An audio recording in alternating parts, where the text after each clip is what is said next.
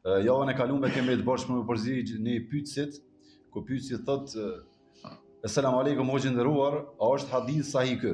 Ai që tradhon muslimanët mbi ty është mallkimi i Allahut, i melajkeve, i profetit dhe i njerëzve dhe nuk i pranohen farzët e as nuk i pranohen sunetet, Allahu shpërbleft." Aleikum assalam wa rahmatullahi wa barakatuh. Në të gjitha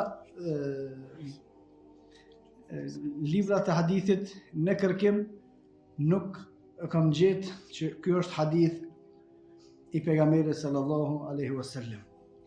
Do të thonë nuk kam pa që ka në një hadith me shprehje të tilla prej pejgamberit sallallahu alaihi wasallam. A ka me kuptime të ngjashme, me kuptime të ngjashme të tjera ka.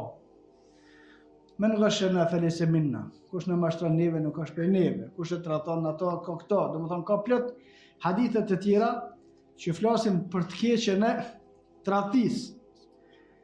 Por me fjalë, me tekst, qashtu nuk kam pa ndonjë hadith që vjen prej pejgamberit sallallahu alaihi wasallam. Wallahu a'lam.